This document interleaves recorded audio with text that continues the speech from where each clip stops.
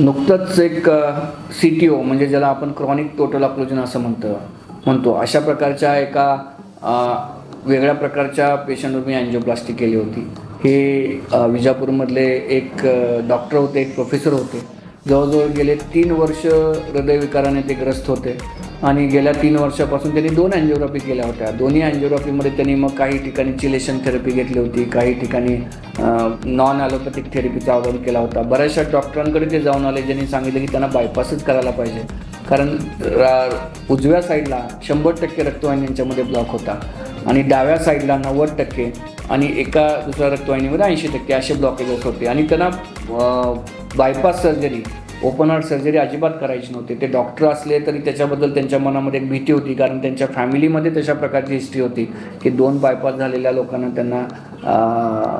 दुर्दैवाने डेथ झाली होती, त्यामुळे त्यांना बायपास करून घ्यायचं नव्हतं। ज्यावेळी ते आले त्यावेळी मी त्यांची CD बघितली,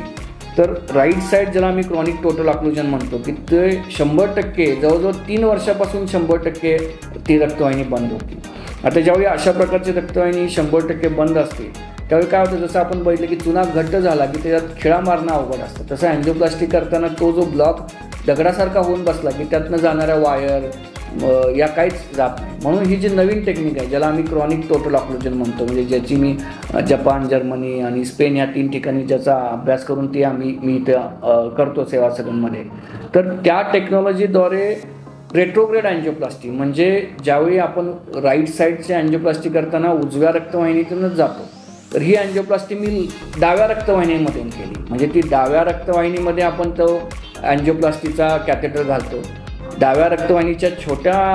ब्रँचेसमधनं, अगदी दोरीसारख्या ब्रँचेसमधनं आपण उजव्या साईडला येतो आणि खालच्या साईडने म्हणजे जो ब्लॉक असतो त्या ब्लॉकच्या खालच्या साईडने जाऊन ते रक्तवाहिनी आपण फोडण्याचा प्रयत्न करतो आणि ती जी रक्तवाहिनी जी फोडण्याचा प्रयत्न करतो वरून ती घट्ट झालेली असते, खालून सुद्धा तेवढ्याच प्रमाणात घट्ट असते, पण वेगवेगळ्या टेक्निक्स, वेगवेगळ्या वायर्स, वेगवेगळ्या इमेजिंग टेक्नॉलॉजी वापरून आपण ती अँजिओप्लास्टी करतो आणि ती अँजिओप्लास्टी मी 6.5 तास करत होतो। म्हणजे डाव्या साईडून जाऊन उलटं जाऊन उजव्या साईडने ती रक्तवाहिनी ओपन करणं हा एक वेगळ्या प्रकारच्या अँजिओप्लास्टी आणि फार कमी लोक भारतामध्ये आणि जगात सुद्धा CTO करतात, तर तशा प्रकारचं अँजिओप्लास्टी आपण यांना केलं। गेले 3 वर्षे ते जे फिरत होते, परवाच माझ्याकडे फॉलोअपला येऊन गेलं, चेस्ट पेन, ब्रेथलेसनेस सगळा त्यांचा जो आजार होता तो पूर्णपणे बरे झाले आणि ते म्हणजे त्यांच्या चेहऱ्यावर जो आनंद आहे की बाबा 3 वर्ष त्यांनी जे सफर केले की चेस्ट पेन मला बायपासही करायचं नाही, मला छातीत दुखतं तेही कमी होत नाही आणि त्यांचा प्रत्येक म्हणजे त्यांच्या घरातल्या वातावरणामध्ये, त्यांच्या प्रोफेशनल लाईफमध्ये, त्यांच्या पर्सनल लाईफमध्ये या एका आजारामुळे एवढा त्रास झाला होता, तो एका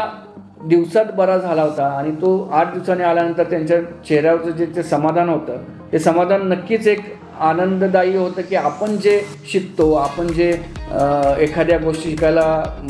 प्रयत्न करतो त्याच्यामुळे कुणाच्या तरी आयुष्यामध्ये एवढा चांगला बदल करू शकतो, ही एक खरंच आनंदाची गोष्ट आहे।